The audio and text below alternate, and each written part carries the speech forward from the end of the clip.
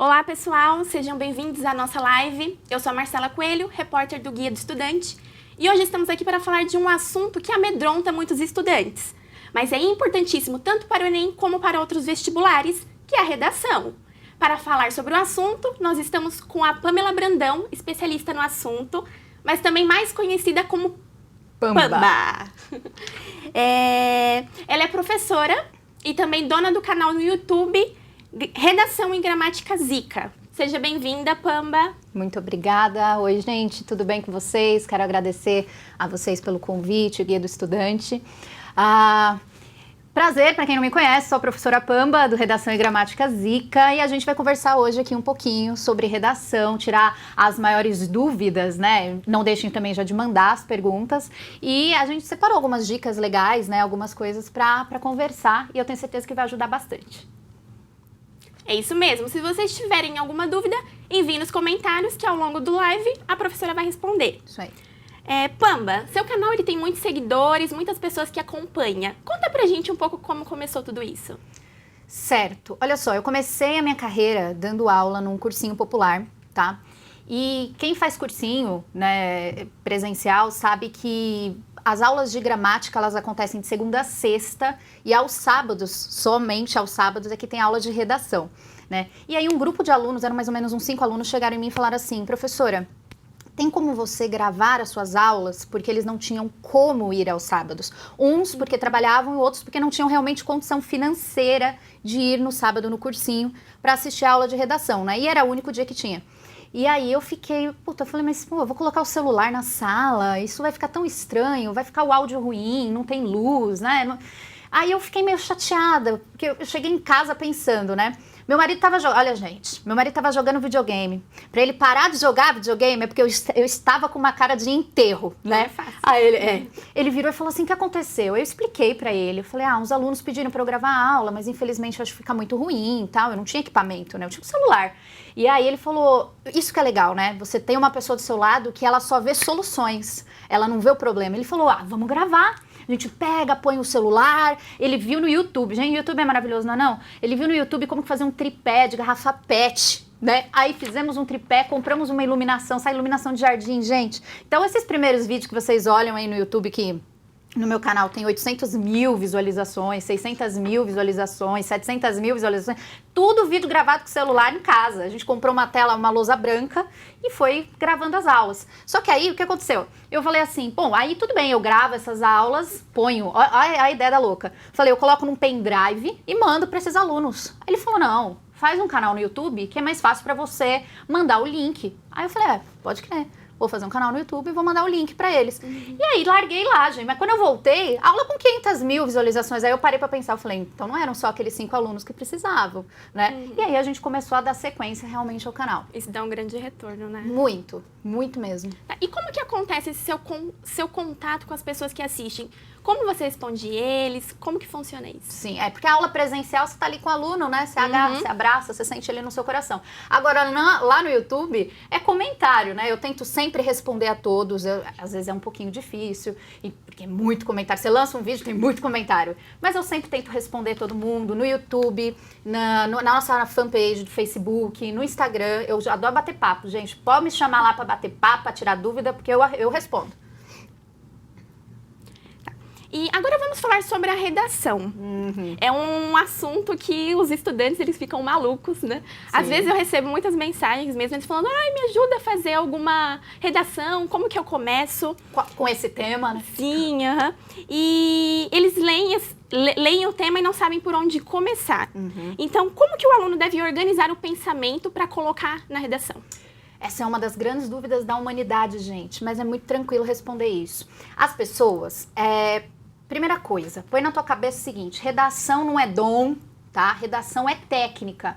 Todo mundo consegue fazer uma redação, basta aprender a técnica. Eu sempre falo isso para os alunos no canal. Gente, você não sabe jogar vôlei? Você entra numa escolinha de vôlei, aprende a técnica do vôlei, vai para a quadra, que é a prática, né? E vai lá dar a manchete, faz um saque, o corte, tudo mais. Redação é a mesma coisa. Você assiste às aulas, aprende a técnica de fazer uma redação e vai para a prática, que tem que fazer redação para praticar, para ficar cada vez melhor. Só que, qual que é o problema dentro disso? As pessoas acham que a redação, ela começa quando você começa a escrever, mas não é, gente. Para aqui para pensar comigo. A redação, ela começa na análise reflexiva que você faz quando você lê a coletânea. E aí, como que eu organizo o pensamento? Porque o que os alunos falam muito para mim? Professor, o problema é assim, eu leio a coletânea, eu sei o que eu quero falar, mas eu não sei por onde começar. Como que eu organizo isso? Ideia, tá? Vamos falar especificamente do Enem? Vamos fazer uma dissertação lá do Enem, bonita. O que o Enem tem? Ele tem um problema e você vai ter que falar sobre esse problema e vai ter que dar uma solução para este problema no final da redação. Como que você organiza o seu pensamento para isso, gente? O que eu faço, o que meus alunos costumam fazer e dá certo? Antes de começar a escrever o texto da sua redação, lá no rascunho, coloca assim do lado, sabe? Quais são os problemas dentro daquele tema? Passa um tracinho, quais são as possíveis soluções para este problema, sabe assim? Então, sei lá, você está falando de saúde pública, faltam médicos, faltam especialistas, faltam leitos, faltam medicamentos, coloca quais são os problemas dentro desse tema, passa um tracinho e quais seriam as possíveis soluções. O que você começa a ver? Você começa a organizar o seu pensamento em tópicos, né? Aí, uma outra dica que fica legal para você fazer também é o quê? Eu não sei se vocês já ouviram falar do tópico frasal, tá? O tópico frasal na introdução é a tese, que é a ideia principal. Todo parágrafo tem um tópico frasal, que é a ideia principal de cada parágrafo. O que eu faço? Os alunos costumam fugir muito do tema ou ficar falando sobre coisas que não tem nada a ver com o tema. Escreva o tópico frasal de cada parágrafo antes de começar a escrever cada parágrafo. Então você fala assim, ó, a ideia principal da minha introdução vai ser essa daqui. A ideia principal do meu desenvolvimento vai ser essa daqui. É uma frasezinha, gente, é só para você sempre estar olhando para aquela frase, para você sempre se manter dentro do tema. Essa é uma dica. Escreva em tópicos os problemas, as soluções, os parágrafos, e aí você consegue organizar melhor seu pensamento. Sempre você tem que se lembrar a redação, ela não começa quando você escreve, ela começa na organização do seu pensamento antes de começar a escrever. Entendi. E, professora, a gente já tem uma pergunta bem legal aqui, certo, da Raquel Campos. Ela pergunta, temos sempre que escolher uma posição diante do tema da redação? Sim. Ou só demonstrar que tem conhecimento e ficar em cima do muro pode ser uma boa saída também? Vou falar um negócio. Não gosto de gente que fica em cima do muro. Eu julgo que a gente sempre tem que tomar partido de um dos posicionamentos, certo? Ou você concorda ou você discorda. E você vai ter que defender esse ponto de vista. O aluno que fica em cima do muro, pode ser que ele se complique ali no meio, na hora de responder, de argumentar, né? Mas pode ser isso, pode ser aquilo, mas pode ser isso também. Então, pera lá, o que você está defendendo? Você está em cima do muro. Sua argumentação, ela pode perder força. Eu, professora Pamba, linda, maravilhosa, indico a você que faça sempre o quê? Sempre tome partido de um lado. Ou você concorda ou você discorda. Então, nunca fique em cima do muro. Eu acho que isso pode enfraquecer a argumentação do aluno. Certo. E no Enem, eles dão vários textos para você se orientar e te ajudar também no texto. E o que é importante, então, para o aluno saber desses textos para acrescentar no Enem? E o que essa redação tem mais de específico? Vamos lá. O Enem, né, e os vestibulares de forma geral, e o Enem, eles sempre fornecem uma coletânea, né?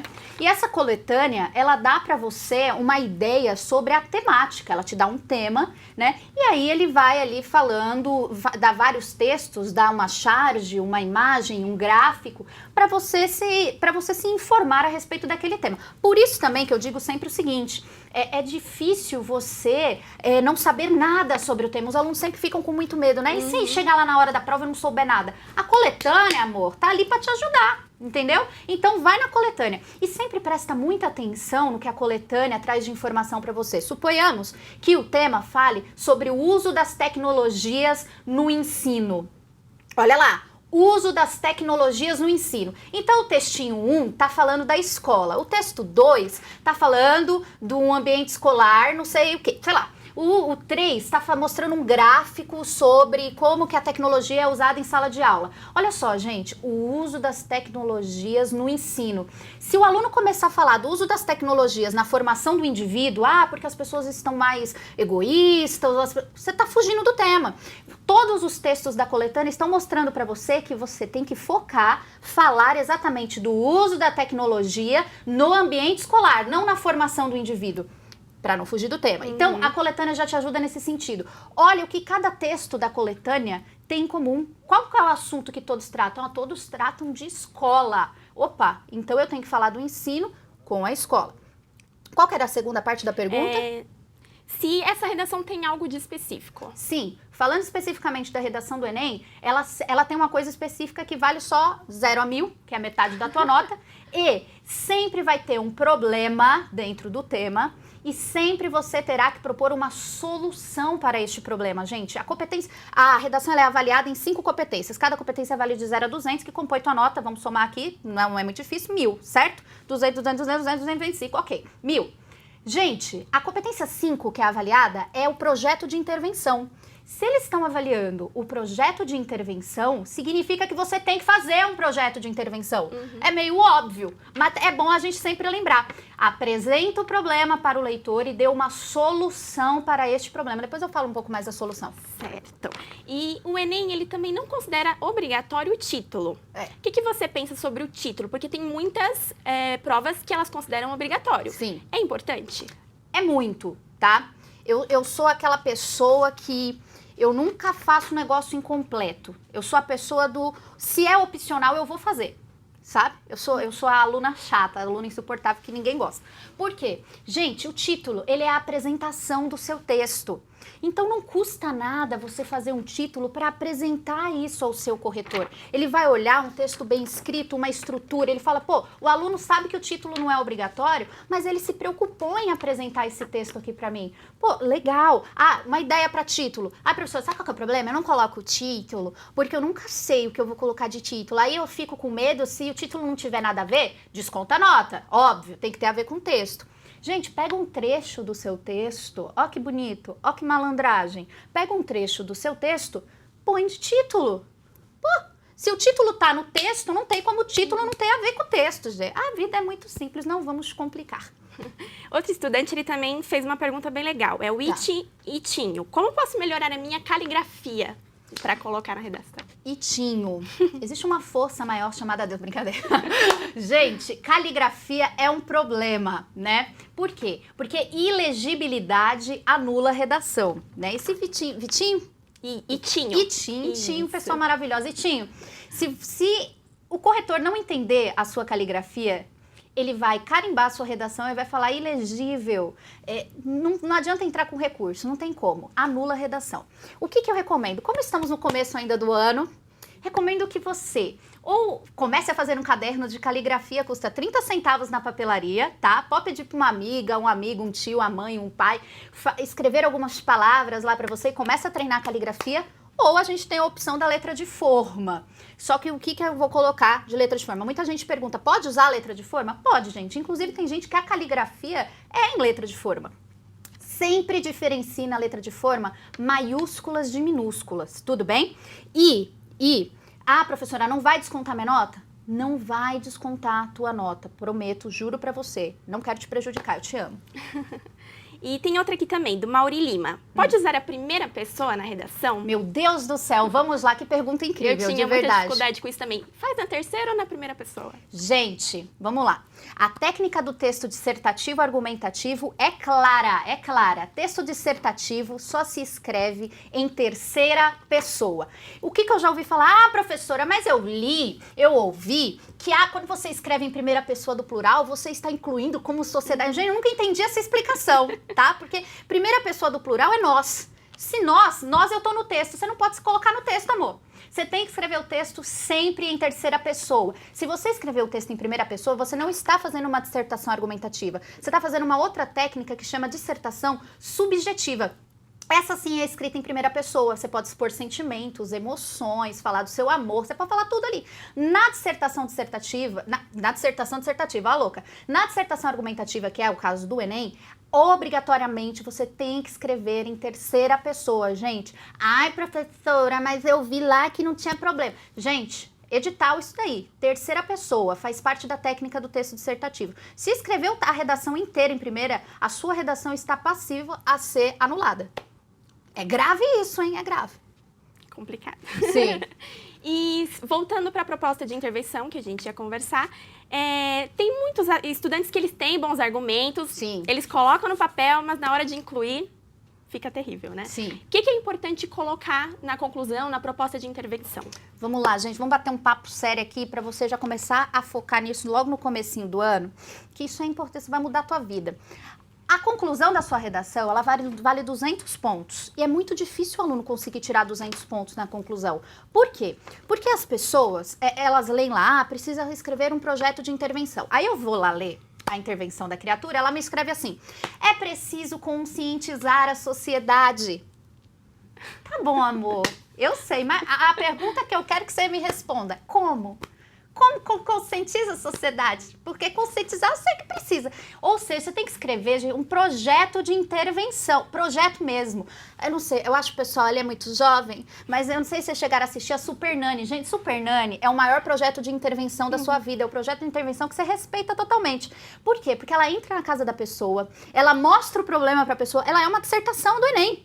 Ela mostra o problema pro pai, pra mãe, não é verdade? E depois ela fala assim, ó, gente, o problema é esse, vai embora? Não. Super Nanny é incrível, Super Nanny é maravilhosa. Super Nanny vai lá e cria um projeto de intervenção. Faz cantinho da obediência, faz um mural lá com horário pra criança fazer isso e aquilo, faz um horário pra brincar com os pais. É a mesma coisa na sua redação, gente. Você vai mostrar o problema para o leitor e depois você vai falar assim, ó, a sociedade não desanima, não.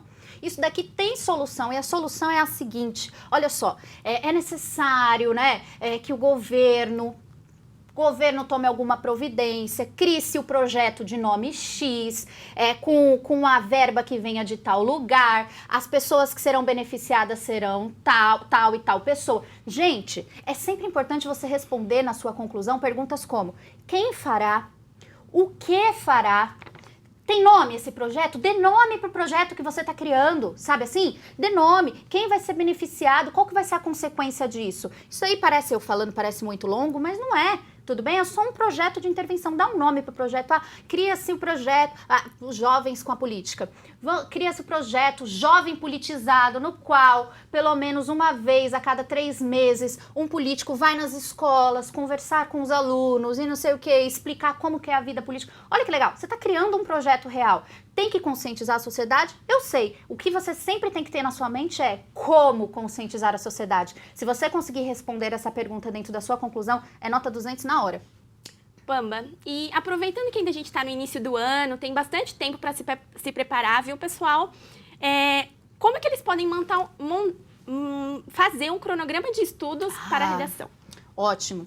Gente, plano de estudos, organização é tudo nessa vida, tá? Vamos lá. Eu montei agora lá, aí no nosso canal, já tá inscrito, não tá inscrito? Já se inscreve no canal, gente. Aí no nosso canal no YouTube, Redação e Gramática Zica, eu coloquei 10 passos, 10. Eu não estou falando de 1, 2, eu estou falando de 10 videoaulas curtas, 10 passos de como montar um plano de estudos. Isso é importante para organização do seu ano e para que você consiga, além de fixar todo o conteúdo, não esquecer esse conteúdo, também se manter focado, né? Porque a gente sabe, nós somos humanos, gente. A gente vai passando um ano ali, a gente vai ficando o quê? Vai desanimando um pouquinho, vai dando uma náusea, uma angústia. O que acontece? Se você tem um cronograma de estudos, você se sente motivado, você sabe o que você tem que fazer cada dia. Então, monta lá um plano de estudos, eu explico passo a passo, gente, como que monta um plano de estudos, como que você não esquece conteúdo, como que você vence a preguiça. Então eu fiz 10 passos para você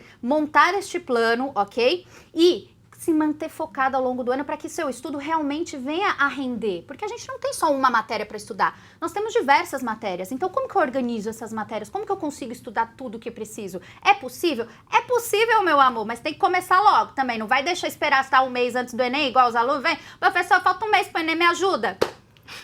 Não dá pra te ajudar assim, você não tá me ajudando a te ajudar. Isso mesmo. Brincadeira, gente. E Pamba, aqui eles pediram pra repetir o nome do seu canal. É Redação e Gramática Zica, pessoal. Seguem lá também. Sigam. Muito legal esse canal, maravilhoso. Aqui temos mais uma perguntinha. Peraí que eu me perdi.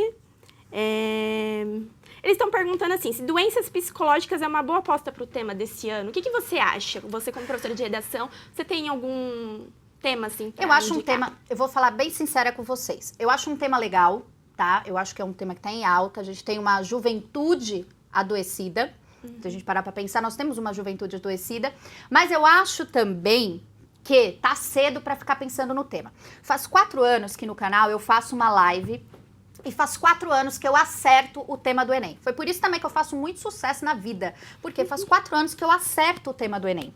Então os alunos passam essa informação de um pro outro. Certo? Certo, professora. Mas, gente, estamos em abril. O que a gente tem que fazer? A gente tem que praticar redações de temas variados. Não adianta você virar agora e falar assim, qual que vai ser o tema da redação esse ano? Não tem como saber.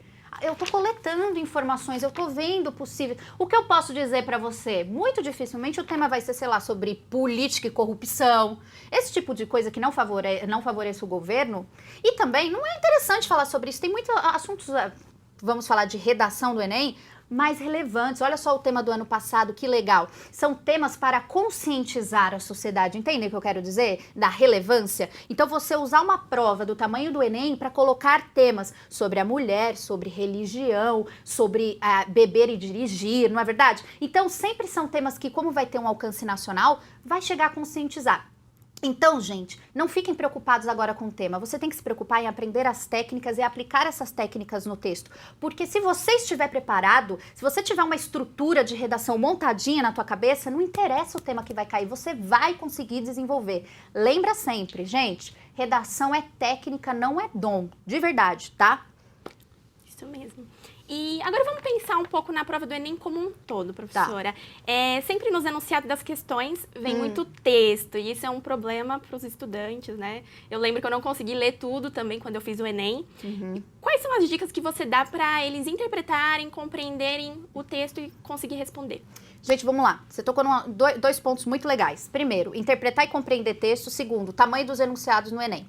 Todo mundo reclama que o Enem é uma prova longa, que o Enem é cansativo, tudo que a gente já sabe. Mas primeira coisa, vamos falar sobre esses textos. Interpretar e compreender texto são coisas completamente diferentes. Eu vou fazer uma explicação aqui muito rasa, muito rápida, mas eu quero só que você entenda qual é a diferença entre interpretar e compreender. Fala assim, eu vou falar pra você o seguinte... Daniel estava cabisbaixo. Essa é a frase, gente. Daniel estava cabisbaixo. Ponto. Quando eu falo pra você, o que você entendeu dessa frase? O que você entendeu dessa frase? Que o Daniel está cabisbaixo. O que ele está cabisbaixo? O que significa? Que ele está triste, ele está retraído. Isso, ele está triste. Mas olha só, o que você compreendeu dessa frase? Que ele está triste, ele está retraído? Não. Você interpretou que ele estava triste. A compreensão desse texto é Daniel, que é uma pessoa tecnicamente do sexo masculino, cabisbaixo significa cabeça baixa. Então, ele pode estar assim, ó. Tem probleminha? Muito provavelmente tem probleminha para estar cabisbaixo sem motivo algum. Mas, compreensão. Daniel está de cabeça baixa. Interpretação. O nosso conhecimento de mundo nos traz que uma pessoa que está cabisbaixa não está nos seus melhores dias. Por isso que eu interpretei que Daniel estava triste. Então, vocês conseguem perceber a diferença entre compreender é aquilo que está escrito no texto. E interpretar depende do seu conhecimento de vida, amor. Interpretar depende do que você vai trazer de conhecimento para aplicar naquele texto. Sabe aquele negócio que está escrito nas entrelinhas? Isso é interpretar. Tudo bem? Então, primeira coisa, tem que ficar clara essa ideia de compreender e interpretar. Como que eu sei que o exercício é de interpretação ou de compreensão? Tá escrito no enunciado. Quer ver? Ó como que eu não tô mentindo pra você, que eu não minto pra você, que eu gosto de você. Olha só, você chega lá no enunciado do exercício, tá escrito assim, segundo o texto. Gente, se tá escrito segundo o texto, tá no texto. Tá no texto. Segundo o texto, exercício de compreensão. Você vai voltar no texto e vai achar a resposta. Aí, lá no enunciado tá assim, ó. O autor infere que...